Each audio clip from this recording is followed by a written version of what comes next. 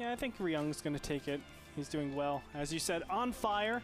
And DarKFoRcE is sitting 1-5 in the league, which is a very tough spot. But just statistically, and just looking at his performance, I don't think DarKFoRcE has been performing too well. It's unfortunate because I think the NASL is sort of his home. He got really, really popular after his one match against Alive in the NASL Season 1 finals, when Alive was a nobody back then. But he was able to eliminate him. Still, even though he has great TVT, I'm going to give it to Ryung. How about yourself, Frodan? Yeah, I mean, Ryung's TVZ is absolutely nasty. Just very textbook Korean aggression. Loves being in your face and denying expansions, and really frustrating Zerg and putting their multitask to the limit. I took Ryung as well. Ryung is 73.9% against foreigner Zergs. And the only losses he's really incurred is against Stefano and Symbol. That's not bad Zergs to lose at whatsoever. Meanwhile, DarKFoRcE does have a couple Zerg wins under his belt. Or sorry, Terran. Yeah, Zerg wins against Terran. He beat Dystar in the Masters Cup, and he did beat Show also. But he hasn't really been able to piece a lot of things together to make a good run through tournaments. That's why DarKFoRcE always seems to be in the middle of the pack. And at this point, again, he's not necessarily playing to take any kind of lead. He's playing to stay in. He does have that win over Show, very useful, especially now Show that lost the series. Can DarKFoRcE win and really secure his spot over Show? Because right now at this point, it's not necessarily that you don't want to be last. You just want to beat the guy behind you or in front of you. Exactly. And, well, don't also forget about the $150 that goes to the winner of each of these matches. That too. Yeah, I mean, what it basically says is if you lose here, you lose out the potential for next season to win, you know, up to, what would it be? Something like $1,200? $1,200. Yeah. You have the potential to win $1,200 out of these the next two matches. Wow. You know, obviously this is really important for DarKFoRcE, so he has to really, really kick it up into high gear if he wants to be able to, you know, stay in this. Yeah, so we can see immediately that Ryung is going to start his expansion on the low ground and then double gas, so no doubt going to do a little bit of a different variation of Show's build, going for a tech right after his initial barracks. We'll see how DarKFoRcE chooses to respond. It's going to pump out a significant amount more Zerglings than Crazy Move it in, going for 6. And just it goes to show you comparatively how greedy Crazy Move was able to play early on. Pump out a lot of drones and then go for high economy aggression off of 45 drones. You can see that Ryung also going to place his bunker by the ramp. This is something that a lot of Terrans have been trying to do, most notably on maps like Daybreak, really to prevent a lot of Zergling run-bys early on and still be able to protect their middle line. But Shadow Temple is still kind of awkward for those positions. And it's going to say, Shadow Temple not necessarily the most common used map nowadays in tournaments. Still, it looks like really nice positioning by the Marines, I have to say, just to defend against... of course, these Zerglings. I don't think these Zerglings will be able to do any damage whatsoever. Yeah. As, you know, they're safely behind a wall, and not only that, they have the bunker to go into directly over here. Now, there's still a big opening, of course, but the fact of the matter is, with this bunker here, it actually distance defends. So the only way to actually to put pressure on this command center is to have a lot of Zerglings and metabolic boost. Well, that's a pretty hefty investment. And is that going to come in time for the Hellions? Because obviously as soon as Hellions pop out, then it's very efficient to clear them up. So this bunker actually just defends against this area just through, you know, the build and also just, well, yeah, the build. That's basically it. Yep. Really cool, actually. Yep. So now that, okay, so we only just see one Hellion, then eventually switching it off. Wasn't sure exactly how Ryung would get up his Hellion count initially, but he is going to do that while teching up to Starport. Now, we've seen some Terrans really experiment a lot with Hellion Banshee and try to deny expansions, but again, this is sort of an idea to deny Zerg when it's a little bit hard for them to initially take bases in the first place. You can see DarKFoRcE just going to start placing a macro hatchery and continue to macro off 2 bases. And with that, I mean, you can kind of expect Zerg to stay on 2 base for a long time. So what do you think about this choice of build from Ryung, now that he's going Hellion Banshee? I think this is the new go-to build. I mean, Banshees are still very strong in cleaning up these creep tumors, and they offer really good support in terms of defending. You're able to clear up, not clear up, but deal with Roach, Zergling, Baneling all-ins okay. You can actually defend it pretty nicely. So I like where we're going here. Whoa, double armory. So he's going for a mech build. Frodan, this is what I've been doing on ladder. Or the sickest Banshee upgrade, double armory stuff. Sickest battle cruiser rush you can ever. See, you won't know whatsoever. It's like all of a sudden the queens are attacking the Banshees. Like, why aren't they dying? Because Banshee's got 3 armor in the air. It'd be disgusting. But you can see that the first Banshee is almost out into the field. No, yeah, right. No real signs that DarKFoRcE knows this is coming. He doesn't have a Overlord in position. In fact, he does know the 3rd and 4th gas timings. That could give it away, which does make a more stronger inclination for that mech play. Nonetheless, we see the Banshee now in the main trying to do a little bit of harassment and immediately push back out. DarKFoRcE, seeing that Banshee, should know what's up. At this point, DarKFoRcE has to really contemplate when he's going to take a 3rd or he's going to stay on 2 base and really tech hard, go for infestors, go for mutas or some kind of sort. But he isn't harvesting out of gases 3 and 4 just yet.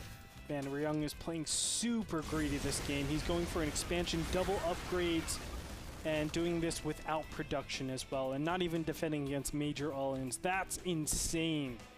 Just the fact that you can do this. Now, there is a pretty big timing when you don't really have the ability to defend against most of these things. And it's because all the gas, let's look at where the gas is actually concentrated at this point. It's into these 2 armories, and also, funny enough, it's into this command center because he has to lay his refineries quite a long time. So that's a lot of gas that's not going towards units and upgrades that actually defends, namely Infernal Pre-Igniter and Siege Mode. There's actually a timing where I think drop play can be very, very powerful if you so choose to use it. I agree. And it's really gonna capitalize before Ryung's gonna be able to build up a large force. But especially with this kind of greed, I'm interested to see how the mid game will play out. Normally we see, Zergs be really aggressive in the mid game where they can capitalize before production, but that's why Terrans have been going for triple command centers fast. And you can see the initial Banshees trying to deny that 3rd. This is exactly what Hellion Banshee is designed to do. Shut down that 3rd opportunity, and he gets it before the cancel. Oh, wow, that's huge. And now Ryung can continue to pressure. DarKFoRcE doesn't have his mutas out just yet. In fact, his Spire's not even finished. You can see DarKFoRcE bringing the Overseer just in case those Banshees have Cloak. But, I mean, Ryung is perfectly fine with just denying the base and kiting at this point. Queens are going to go to town on those Banshees. It looks like he's able to pull out just in time for that 1 Banshee to actually live. 14 health on that, so all it takes is just another couple shots and it's dead. So I think actually 1 shot. Is it 1 shot? No. Yeah, it's 1 shot. What? Oh, yeah, no it's 2 way shots. Queens don't do 14 damage per shot. That'd be insane. That'd be the sickest Zerg buff yet. Even better than Roaches from 3 to 4 range. Dude, why not, 14 damage per shot. Why not, bro? Muta switch, though, incoming. And this is not going to be good for Ryung. This is interesting because Ryung knows about it too. He has a scouting barracks, which of course screams mech, and the Roaches immediately catch those Hellions with the Mulists. And with that, you can see Ryung splitting up his Banshees. He does have 2 Thors, I think, out onto the field. Yes, he does. And so he should be able to zone off the units accordingly. And so Ryung has been very good about being able to respond to these Mulists, and I don't think DarKFoRcE should be able to do anything against this. Especially with the upgrades. Don't forget about that. +1/1 already. DarKFoRcE is looking at 1-0-1-0 for both his Roaches and his Zerglings, so it's still not bad, but don't forget his economy isn't that good. But I like the decision that we have over here. Roaches and Zerglings out in the field. Now you might say, no, this is really tough because he doesn't have his 3rd base economy, but remember, his opponent invested so much into his upgrades. You have to punish your opponent for doing that. And the way you do it is just spread out your opponent so it's hard to defend all these different areas. And you can do a lot of work in that fashion. Because upgrades are only worth it en masse, and if you force the army to split up, they're not nearly as effective. And you can see the Thors are trying to get position to hit the mutas, but they're getting surrounded immediately. 1 Thor is about to drop, and you can see the Banshees also trying to work onto the Roaches. Can Ryung hold on to this? This is a critical time. If Ryung can hold this off, he should be good for the rest of the game, but the Zerglings are catching the Thors. 3 Thors drop, and there's only 1 Thor left to answer against the mutas. DarKFoRcE able to really reduce the amount of units from Ryung. Ryung forced to lift off at least for just a moment. You can see with more reinforcements though, it might be just enough as Ryung is sending his SVs back to mine. And with that, the upgrade advantage 2-2 is about to kick in, which will be bad news bears for our Zerg player. And beautiful, he was able to actually saturate his 3rd base a little bit over here. but he has resupplied in mutas. That's so beautiful because think of what's just happened. He took out a lot of the Thors, so a lot of the gas concentration is again going into additional Thors. Now with 2-2, he will be able to stabilize a little bit better because mutas will be two-shotted and killed that way, but what it does, it forces a really tough position for Ryung. He can't get siege tanks, which are the natural counter to roaches. Yes, and we see that immediately that DarKFoRcE is going to go for another run by at the third. Ryung just going to pull his CV's calming, trying to see if he can deal with it. The Muse are flying straight into the Thors, trying to see if he can target down some of the units, specifically aiming at the Hellions, but taking a huge amount of volley damage from Thors, which get a huge buff to damage, especially because it's 4 missile attacks per attack. Yeah. And so it's a lot of damage you can't incur, especially with 0-0 mutas. It's two-shotted, man. Yeah. It's so nice. Now, I think DarKFoRcE is trying to attack into the same area too many times. Look at the main.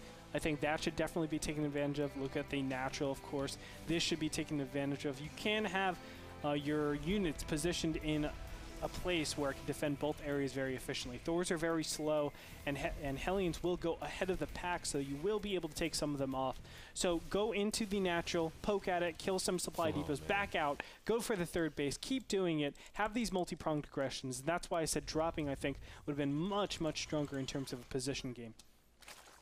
This is an insanely strong army composition against Muta Ling, and you can see more Roaches are on the field for DarKFoRcE. Wow. And you know, now DarKFoRcE does have his 4th base, which is a good thing to do. Sometimes we see Zergs really try to double expand on Shadow Temple as an attempt to really catch up an economy normally from their delayed 3rd. And you can see DarKFoRcE really trying to get up that drone count initially very high up and then take a break. Now at 75 compared to 62, pretty healthy count by the mid game, but still wants to get a little bit more. At this point, trying to get his Greater Spire out into the field so he can eventually go for Broodlords, the huge enemy of Mech, because Broodlords really, there's no answer from Mech unless you go for Vikings. And of course, with that, Ryung's going to try to move. You can hit a timing before Broodlords come into effect and shut down Zerg play. And I love this play. See how many Thors are out here?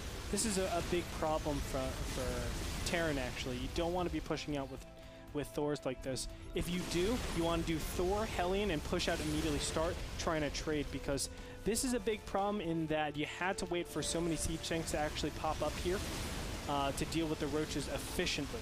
But now that you know your opponent is waiting for those siege tanks, then just go to Broodlords. It's a really safe way because they're thinking, okay, I can't really engage if I don't have siege tanks.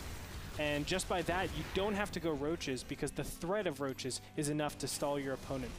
That's why I always think that you should do some sort of pressure with these Thors and Hellions and make sure that they are going Roaches. And that way you can, you know, stockpile a lot of their supply into this, I would say, inefficient supply. Well, we'll see how things turn out. You can see that Ryung moving closer and closer to the army of Zerg. 2 Broodlords, nope, 3 in production for DarKFoRcE, but he can't make any more. He is supply blocked at a pretty critical time. A few Broodlords could make all the difference in the upcoming battle.